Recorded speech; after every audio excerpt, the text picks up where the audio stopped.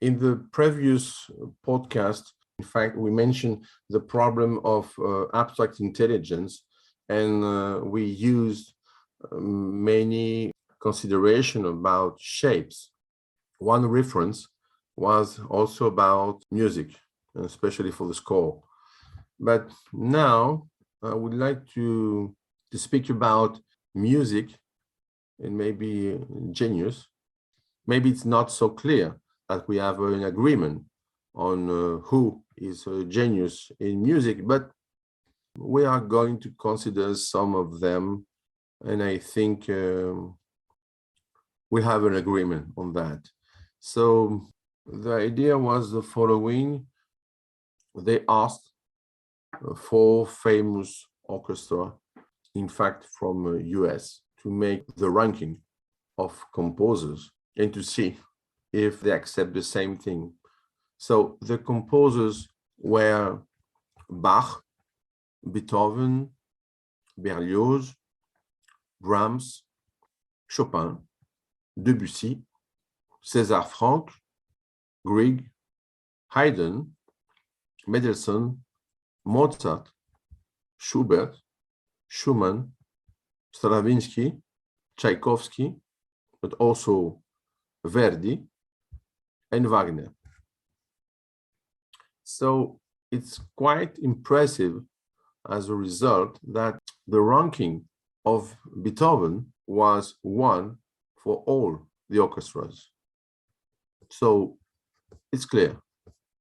If we want to see now the second composer, maybe it will be possible to choose, in fact, Brahms. His ranking was 2, 3, 5, 2. So a general ranking 2, I think, is consistent.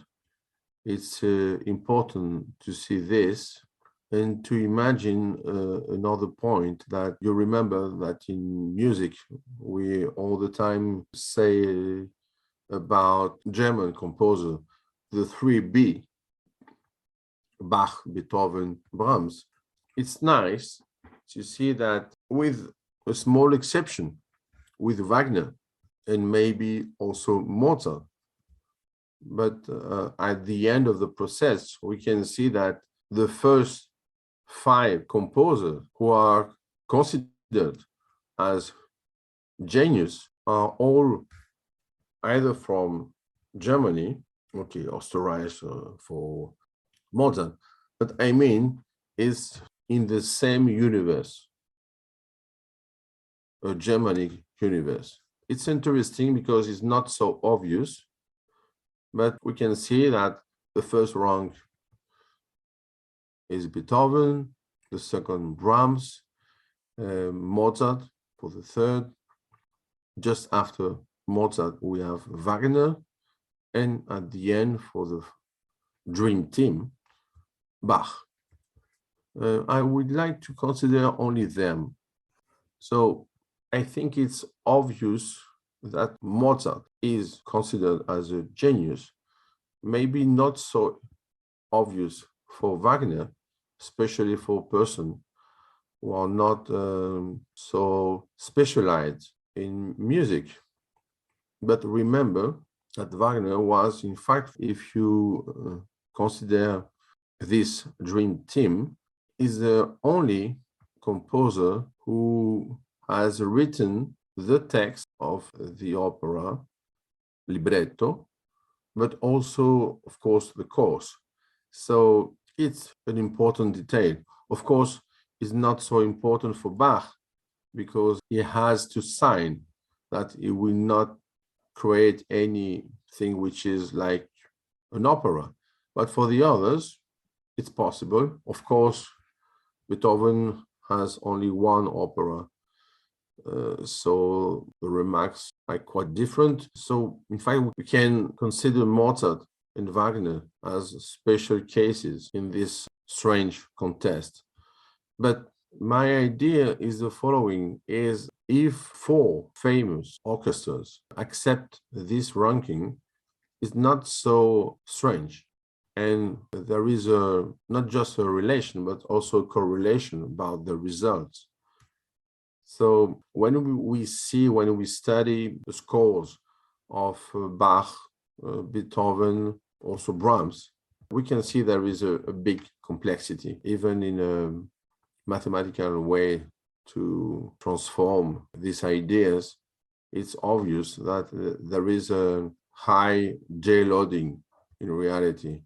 Maybe with Mozart is not so obvious because his variety is very big. Maybe for Wagner is too long for non-specialists.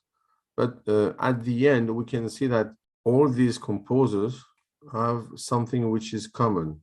They played not only one instrument, several. All of them, of course, knew very well the concept of orchestra. So maybe we are a little bit cheating with Bach because he is older and the orchestra was different. But I mean the composition, it's not just the melodic lines, it's also the problem of harmony. So especially if we consider the symphonies, we can see that the level of the symphonies of Beethoven is very impressive. And by the way, we can see also that there is a progression from the first to the last one, a very big, complex, maybe an exception with the fifth, but especially the last one has beautiful structure, beautiful not only in music, but also in maths, in combinatorics, in shapes. So there is an explanation, maybe it's obvious for some of you, but I mean, we have to consider the following thing, an idea. Beethoven was a composer, so he created sounds without the capacity of hearing them. So, of course, it's more abstract. Maybe you can say that he used some methods to listen to his composition, but I mean that if we consider the result of the four orchestras, that he has the first ranking as a genius, maybe it's correlated to the fact that he does not belong to the normal musical world.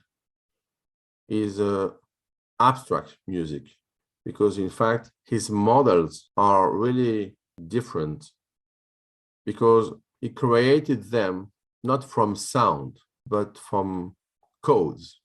So maybe when we are listening to Beethoven, we hear what? His codes, not his notes. And it means in reality that he gave us the key, the musical key, to listen to his mind, which was made by silence. So for me, the genius of Beethoven is in fact the code and the key of the broken silence in music.